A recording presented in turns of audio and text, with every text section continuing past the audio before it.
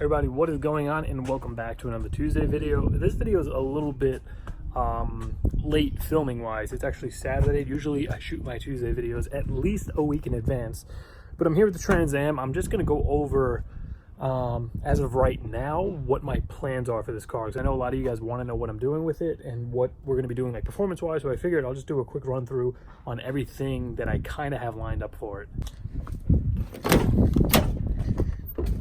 I have it up on one ramp on the left just because this driveway is so messed up, and I had it up on ramps initially. I was trying to get the passenger wheel off. I had to get a jack stand under there, and the whole thing, the car just wasn't having it. The jack on that crack there was just going sideways, so I ended up just putting the jack under the control arm, and I got just that side on a jack stand. I just had to pull that front passenger wheel. But right now I am in the process of working on getting the engine bay cleaned up. I have two videos already pretty much done for this that you're going to be seeing before this. I have the transmission flush video. I'm going to show you guys how I flush all of my automatic transmissions and how I got the transmission fluid in this really clean. We're going to pull the pan down, do the filter, the gasket, flush it all out. And then the other video I already have shot is of doing the back brakes and flushing the brake fluid, changing the drums, shoes, wheel cylinders, brake line back there. So this one's probably going to be coming out after both of those. But you can see, not only am I going to be cleaning this engine bay up, I am getting rid of all of the stock wiring. As I mentioned previously quite a few times, this car doesn't have the factory carb on it. Somebody swapped in a Holly with like a vacuum advance. The computer is not controlling any of this, so all of this is just taking up space, doing absolutely nothing. All of the emission hoses and piping and all that good stuff is doing absolutely nothing. It's not even hooked up to the cat. I had to get this side up in the air so I could pull that wheel and get the splash shield out of here, because the harness runs through over there, the engine harness, and I want to cut it flush with the fender there. Well, I have it locked, but I pulled the PCM out. I want to cut it flush with the fender and just leave the plug there. And that's what I did with the Camaro and did the LS swap. And I'm going to cut all the wires out except for the two going to the speed sensor on the transmission. And then as for the torque converter, because this car has a 700R4 with the lockup converter, I think I'm just going to spend the $100 and get the TCI kit, I think it is. And I'll put that in. It'll have lockup. It's like vacuum controlled, I think, and it goes. It hooks up to the brake switch and I think a vacuum line. But that's really all I'm going to need done once that harness is out of there. The car still starts up, runs no problem. Ugh. You see what I mean about the computer? So I'm leaving the speed sensor wires coming through that bulkhead there, and all those other wires I'm just going to cut flush with the plug, just so that hole stays plugged. And who knows what we do down the line. If we do an L swap or something, maybe we'll have I'll run the harness through there. But that's what I did with the Camaro. I just cut all those wires, they didn't do anything, and I left the plug in there. And the only exception with this car, I just have to wean out the speed sensor wires going to the transmission, because I need to leave this buffer box and all that, so the speedometer is going to work, because this car doesn't have a cable. Let's give it a little cold start.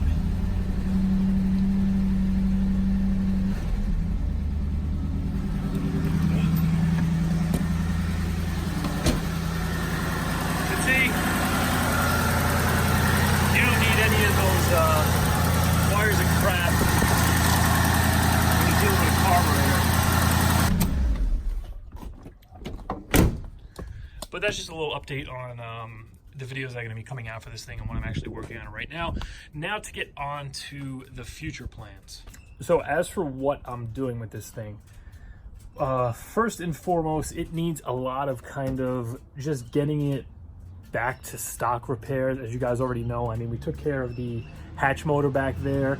The T-tops need to be addressed. Now that it's actually getting warmer out, I'm shooting to have that video be the one after the engine bay. So we have the transmission, we have the brake video, that's already shot. Then there's going to be the engine bay, you know, degreasing all this, taking these wires out, cleaning everything up. That's going to be the third video. And then the video after that is finally going to be redoing the T-top crossbar, the one that I picked up off of eBay, and we're going to replace all the seals and get all that done. And once that's done, we could finally start getting to the interior, because then the roof isn't going to be leaking, and then I could go and put the new seats in, do something with the carpet, and that's when we're really going to start making some like satisfying progress and seeing the interior get cleaned up, because it's an absolute shithole right now. Well, as you guys already know, this is a 350. It's not a 305, so there's definitely some good stuff we could throw on and make some power. I definitely want to do a budget build on this, just for the fact that it is a small block, pretty much. I mean, it is a 350. Obviously, it's not the exact engine that came in it, but it's an 80s 350. They're pretty much all the same. They all made around the same power. It's basically a stock car. I mean, it has all the stock headers and all that stuff on it. It definitely doesn't make a lot of power, and it's in here and it's running, so we could go get some budget stuff, throw it on here, and see what kind of power it's going to make. Plus, a lot of you guys are always asking me what's like the first mod you should do to one of these cars once you pick them up, and usually I'll tell people definitely go for like an exhaust system, headers, because these manifolds are very restrictive. Now, I don't want to go crazy with it, just for the fact that I don't know the history on it. I know it's a 2-piece rear main seal. I believe it is a 2-bolt main, and it is leaking a little bit of oil. I don't know, you know, I had to do a compression test on it to see where the compression's at, if it's really healthy. You know, I got to take a look at the cam, stuff like that. When I pull the intake off, we could take a peek in there, see what the lobes look like. But I don't want to spend big money on this thing, just because I do want to remove it. Now, I'm just going to run through what I was thinking. I want to know what you guys think of this. Do you think it's a good idea? Should I pursue this, or you'd rather me just go ahead and do the LS swap? So before any kind of engine swap comes around, unless this thing just decides to blow up for some reason, I have to pull the engine out, this is what is most likely going to happen. So I'm thinking I'm going to go on eBay, get a set of cheap long tube headers. We're going to throw them on with like an eBay Y pipe, try to get like the cheapest, best fitting stuff we can. And then from there, I'm probably going to go to a wrecking yard, see if I get a cheap set of Vortec heads, and we'll throw them on there with like a set of LT1 Z28 valve springs. That's going to allow us to have some more lift and go with a bigger cam. And then I'll just pick a cam out, maybe from Comp, you know, flat tap it, nothing fancy, definitely keeping it budget friendly. And probably a very cheap like Jegs Vortec intake. And I'm going to try to reuse this carb. I think I'll be able to reuse it without a problem. And everything else, for the most part, I'm probably going to leave stock. So I think that's a good idea. The only thing I'm kind of wary about is the transmission, if that's going to hold up or not. And whether or not I want to put a converter in it. That's another thing. Converters are kind of expensive. It's at least going to be $300 or more. Some of them could get really expensive to put a higher stall converter in there, but it is going to improve the 60 foot and all that good stuff when it comes to going to the drag strip with it. So I might go that route. I'm not sure. Honestly, if the trans took a crap, I'm not sure if I would just ditch the whole project altogether and like this motor and transmission and just throw an LS in it right then and there. But that is kind of my plan for now, assuming the engine and transmission hold up. Now, this is the part that I'm kind of on the fence about. I was looking on eBay, and there are some very, very sketchy but cheap turbo kits for small block Chevys. I was thinking about maybe picking up a turbo kit, throwing maybe 5 to 6 pounds of boost at it. This whole drivetrain is pretty much an experiment. The other thing I was thinking about is just kind of leaving it the way it was and just throwing the turbo kit on it. But then again, that's going to kind of defeat the purpose of doing all the budget bolt-on upgrades that a lot of you guys always ask me about. So basically, we're going to get the thing fixed up, get the leaks fixed, get the door hinges fixed, get it cleaned up, go back to the track. If it all holds up fine, maybe we'll drop the pan, put a shift kit in it. I'm still on the fence about the turbo thing. I definitely want to hear what you guys think, because just keep in mind, this isn't something I want to like keep in here long term. I do want to put like a 6.0 with a turbo in here eventually.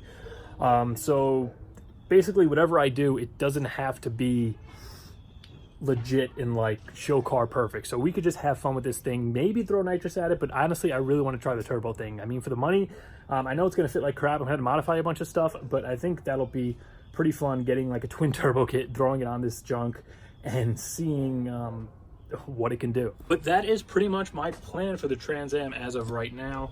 As for visual stuff, I don't know when that's going to come in.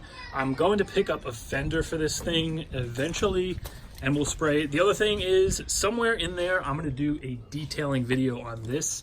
On the outside, even though the paint is kind of grimy and the fender's messed up, if I could find a fender, just spray it blue for cheap, throw it on the car. I'm going to come in here with the buffer, and we'll just buff this thing out and see how shiny we can get it. I mean, you know, obviously the paint is in terrible shape, and there's some stuff you're just not going to fix.